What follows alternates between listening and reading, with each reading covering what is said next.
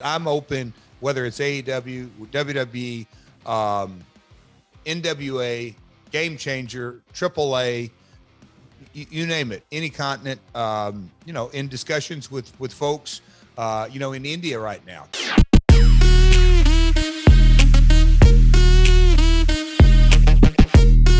Hello and welcome, ladies and gentlemen.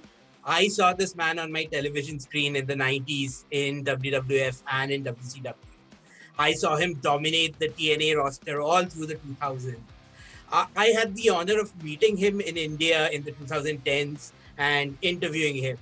Now I have the pleasure of interviewing him again in 2022, where this man continues to be in the news. Ladies and gentlemen, Jeff Jarrett. How are you doing, sir?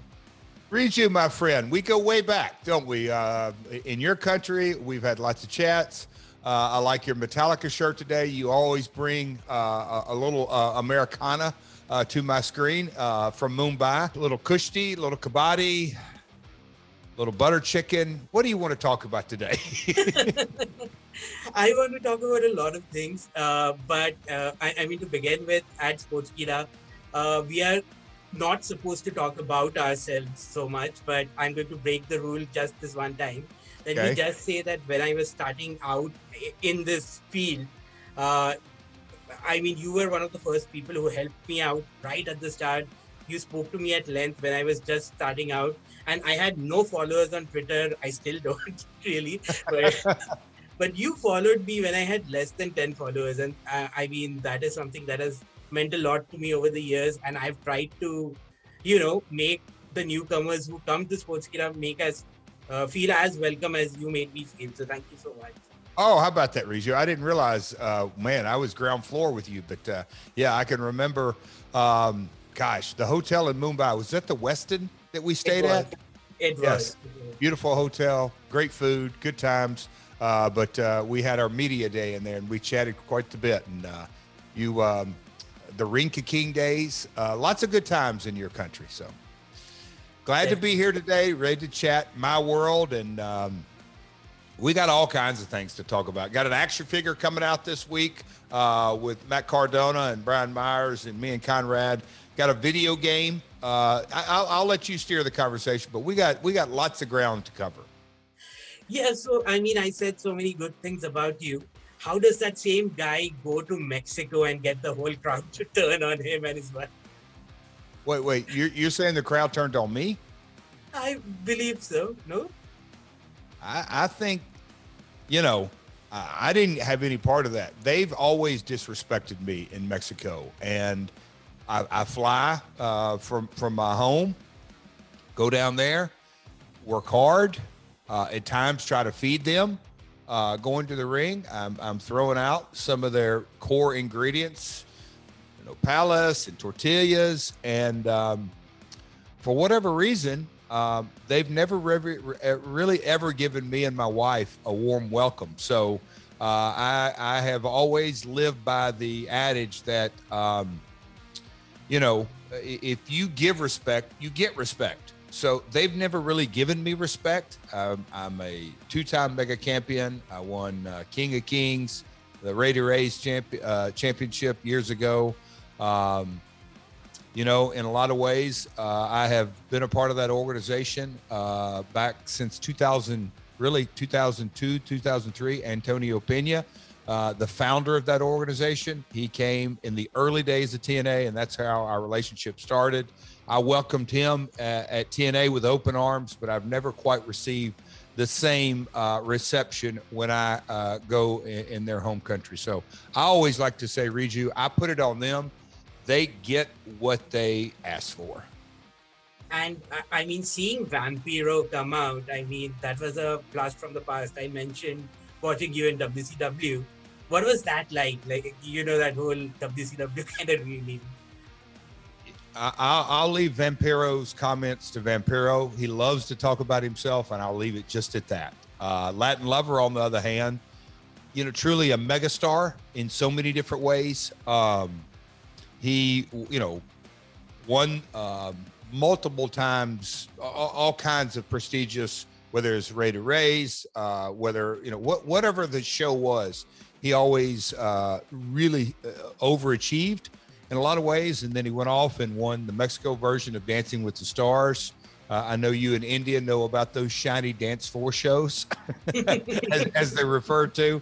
And then he's been in numerous TV shows and movies, and he was in the Oscar award-winning movie as well. So Latin Lover, he returned to TripleMania, and we got off on the wrong foot, kind of like we ended things many years ago. But it was interesting to see not only Latin Lover, but gosh, Riju, there were, oh my gosh, here's a who's who. Connect.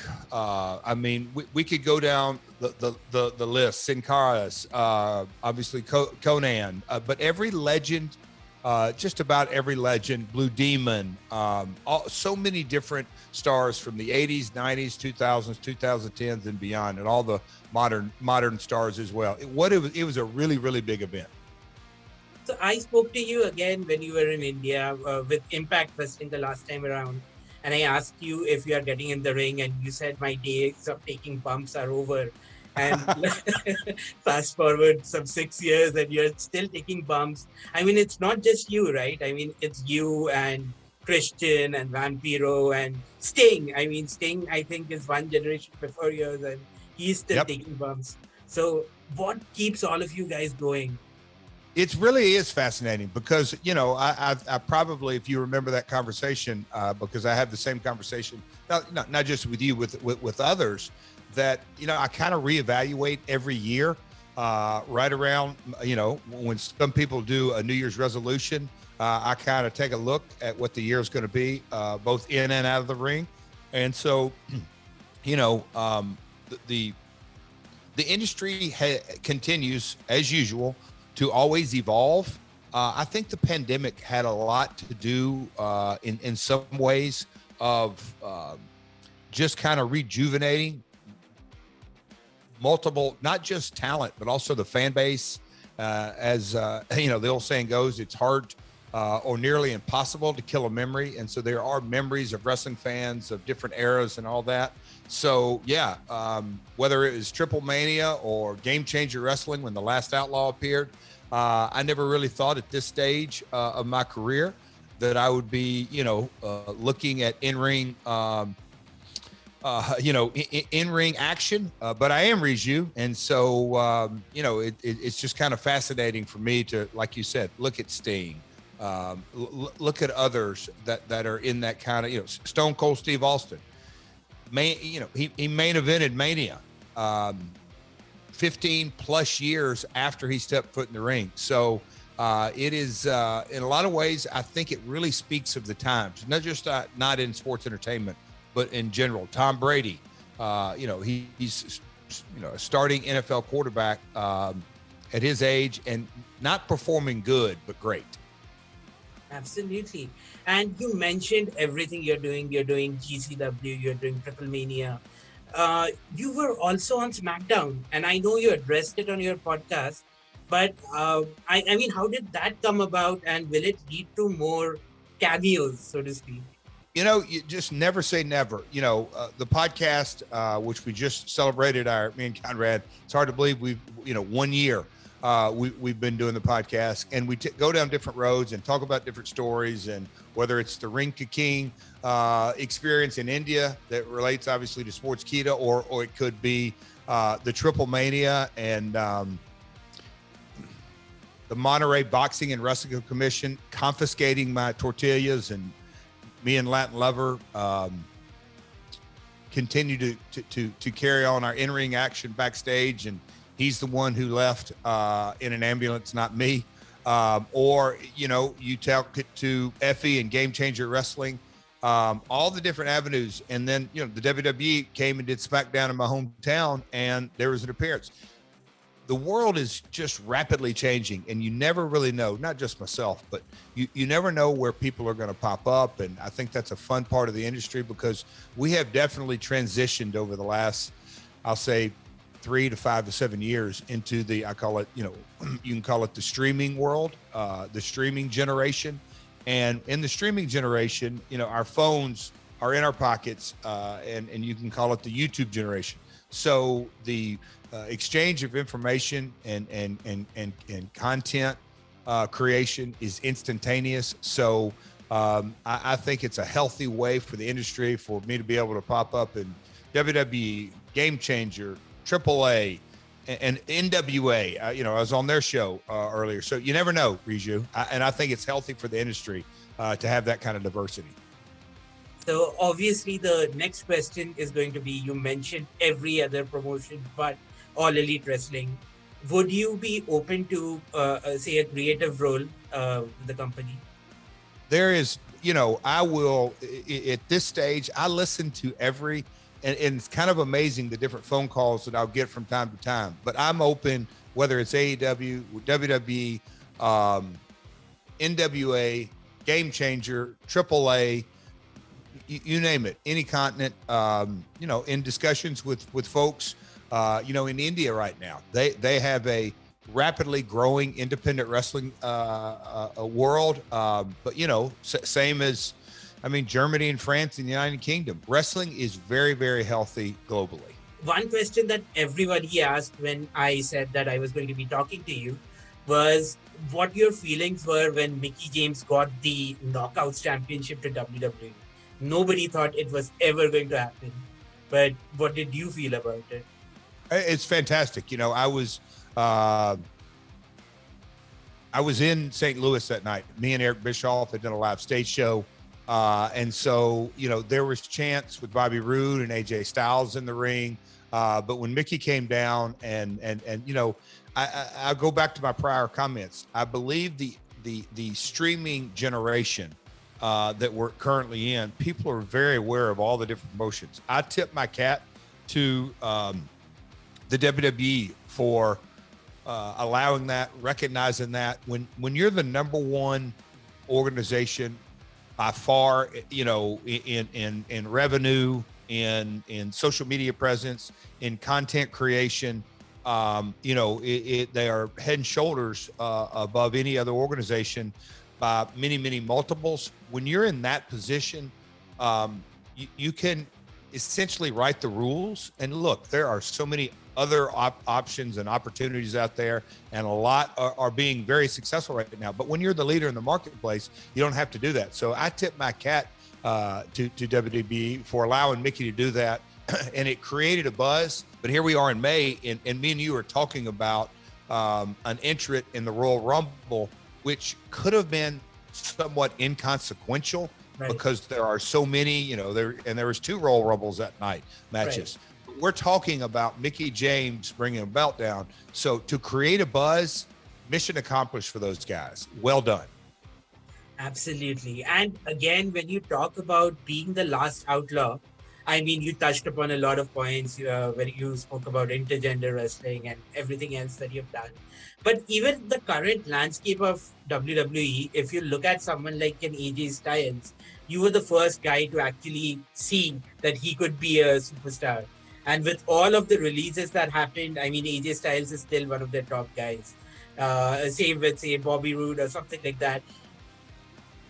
Would you say that the current landscape, you had a lot of contribution in making the current landscape of wrestling?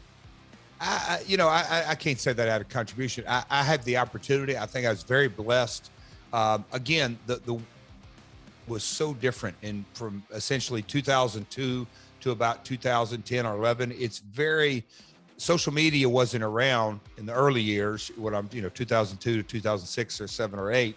And then Twitter and Instagram and Facebook just began, nothing like they are today. YouTube started in that era. So it was really an enormous transition period in our industry. Prior to social media, I can't even conceptualize. It's hard for me to even to have a conversation with certain individuals today that may be a bit younger. They can't even really comprehend the wrestling industry without social media, because everyone migrates to Twitter, Instagram, Facebook, TikTok now to consume not just wrestling news and content, but everything else. And so the world was completely different. And with the world being completely different, I launched TNA to be the alternative. And by launching to be the alternative, not necessarily to be number 2, but in my opinion, and I've said it many, many, many times, there is no number one without a number two. And so it was just the WWE in the marketplace. So creating that, I was in the position, and I'm very thankful I was, to give phenomenal talent, pardon the pun, like AJ Styles, like Bobby Roode, like Samoa Joe. I mean, we could go on and down that list of guys an opportunity to shine. But at the end of the day, Riju, they're the ones that picked up the ball and ran and scored and worked hard and busted their and made a name for themselves. I was very blessed to be in the spot that I was. Absolutely. So let's, I mean, talk about something fun right now. You are obviously a WWE Hall of Famer. Someone we never believed would ever be in the Hall of Fame was Scott Steiner. Did you catch his induction speech, and did you ever think he would be inducted? Well, you know, the world that of the wacky world of professional wrestling, it always has its ups and downs. I kind of felt in the back of my mind that one day it might happen. And of course, with the door opening and the relationship having a radical change of heart with, you know, Rick Steiner's son entering into NXT, it obviously radically changed the dynamic of the Rick Steiner relationship with WWE. Very happy. Me and Scott go back to the late 80s when he came to Tennessee. We struck up a friendship that still exists to this day, a family relationship. Our families are friends and have been many, many, many years. And so I'm really happy to see that, because, you know, a lot of people in this generation view Scott as Big Papa Pump. But Right. when you look at the heavyweight that he was in the 90s and his athletic ability, in so many ways, he was a revolutionary talent in the ring. There were smaller guys that were doing fast-paced and a different kind of a move set. But, you know, Scott doing a hurricane runner off the top and just the different moves and his athletic ability. In a lot of ways, he was an innovator and a trendsetter many years ago. So Scott's and Robbie, them as a tag team, you know, phenomenal tag team, obviously in WCW and WWF. But when you look at their work in New Japan, it really, to me, separates them from so many other tag teams. So I'm glad they're in there. Happy for them because they are truly one of a kind tag team. Perfect. Also, I mean, when you speak about being the last outlaw, something you did was you went from one side of the war to another, which is happening with Cody Rhodes. Do you feel this is something that we'll see going forward? People jumping from one place to another? That's a good question. I don't think that will become the norm. I just think the way the industry, number one, there's a massive amount of exchange of talent between all promotions. You name it. I could go down the list, but people, you know, you've just referenced, I've appeared on WWE TV this year, NWA, Game Changer, AAA, you know, so there's a lot of brands that I've already appeared on, and other talent has as well. So Cody sees the moment. Hats off to him. Timing is everything in so many ways, and so I think I think in a lot of ways it's an anomaly. But the image of him walking up that ramp at AEW and smashing, the throne with the sledgehammer and all that, in a lot of ways, that's a very, very iconic moment. And now, in so many ways, he's a WWE talent. Nothing really needs to be said, because him appearing at WrestleMania with the entrance, the music, and the American Nightmare and the vibe and everything, to me, it's really a strategic move that Cody and WWE did that I don't think it can be understated what the value of the Cody Rhodes American Nightmare brand shift from AEW to WWE. I don't think that can be understated. Perfect. So I know we are running out of time. We have 3 quick questions left. Why Effy? Why did you choose him to be your comeback opponent? In a lot of ways, I think the GCW audience, obviously the GCW matchmaker, I think Effy had a role in it. I think I had a role in it. I just kind of think in a lot of ways the stars aligned in so many ways. Standing in the ring in Hammerstein Ballroom and walking out and the reception that I received, and then when Effy's music hit and he made his way to the ring, there was in a lot of ways, I don't want to call it a big fight feel, but that's the only phrasing I'm coming up with right now. It had a real magnetic buzz and charge to it. And that is something that certainly me or Effy couldn't really manufacture. In GCW to another level, the people in attendance at Hammerstein created the aura of that moment that was really, really special. Amazing. And if you look at the entire landscape of wrestling, any company, who's that one guy you look at and you're like, I want to work with him. Before I release up my thumbs. Riju, I'll leave that up to you armchair quarterbacks. That's you're getting into the dream match situations. Right. I'll leave that to the critics and the pundits and the Twitter universe and the Instagram universe and the TikTok universe. But there is so much good talent out there. That's something that not necessarily as a talent, yes, me being a talent, but also as a promoter and executive producer. When you look at the landscape, the amount of talent out there, I was just having this conversation the other day. I'm working with WrestleQuest, the video game. It's the first ever Japanese role-playing game in professional wrestling. And my partner in Moonsault Digital, we were having the conversation about the diversity in professional wrestling that is very accessible. You can turn on YouTube and watch Lucha Libre. You can watch Japanese wrestling. You literally can watch wrestling all over the world. So the talent pool out there is massive. It's very, very, there's so many opportunities.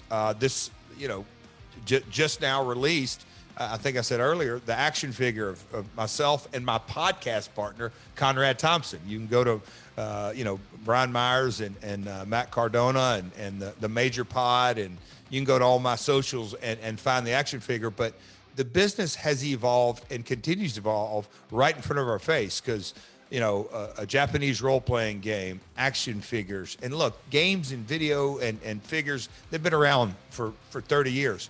But the way they're produced and consumed and marketed, that has radically changed. And it's a fun time to really be in the industry. I just wish the Lucha Libre fans of Mexico would get on the bandwagon, but they're lost in yesteryear.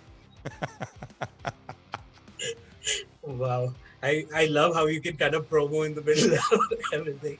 Amazing. Oh, that Riju, they're lost, but they're lost, but that's okay. Amazing. Let me just ask you: do you think they show me respect in Mexico? I do not think they showed you respect in Mexico, but So why do I always get like I'm the bad guy, like I'm doing something wrong in Mexico, when in reality it's the fan base of AAA? You're laughing, but you have to agree. It's really the blame is on them, wouldn't you say? The blame is on them, although you did say some things to incite them, didn't you? But when I came through the curtain, did they cheer or boo me? They booed you. So why should I say anything nice when they don't give me any respect? Absolutely. Okay, I just want to clear that up with you, Riju. It's sometimes you journalists try to put words in my mouth and steer things down a certain way, and you're probably trying to create that narrative that Latin Lover, that AAA, and try to get that I'm the bad guy. You know better now, right? I do know better now, yes. And Sportskeeda knows better, right? Yes, sir. Dr. Featherstone knows better, right? He does. He does. Okay, I know Dutch knows better. You can ask Dutch right now, and he'll tell you that. Look, he's been there with me to Mexico. He realized it's in Puerto Rico. He realized they wouldn't show me the proper respect. If they show me the proper respect, I would be probably gracious enough to speak their primitive language, but they don't show me respect. So, Riju, I'll leave it at that. Wow, amazing. No, it's interesting you bring up Dutch because we were also wondering something. Dutch had a contrary opinion to Bill Apter, who also works with us. The whole Will Smith thing, do you think it was a work? Do you think it was a shoot? The what thing? The Will Smith and the Chris Rock Oscars incident. Wait. Bill Apter believed it was a shoot, right? Bill Apter, so he was very vague. He compared it to, Jerry Lawler and Andy Kaufman. That's where the mind goes to immediately. But yeah, Dutch said it was a work. Dutch said it has to be a work. Come on. I can't even believe you're debating it. Me and Eric Bischoff did it on ad-free shows, and you can go on over to ad-free and check out the My World Pod. My World Pod with me. Anyway, Riju, it's a work. Come on. He leaned into the slap. No security came around. He got back to his seat. They had the camera shots. Come on. Don't fall for that, pal. The only thing that's left that's real in this world is professional wrestling. That's the only thing left. Wow. Fantastic. Love that answer. My final question to you. Again, when I mentioned that I would be speaking to you, my whole team wanted me to ask you about your old friend, Elias, who seems to have a younger brother these days. You know what? Ezekiel, he's such a good kid. And when me and Elias used to hang out together, it was fascinating that, the relationship with Elias and Ezekiel is fascinating. But, I'm glad that Elias is doing his thing and Ezekiel is, getting a fair shot on Monday Night Raw. I wish Ezekiel nothing but good luck.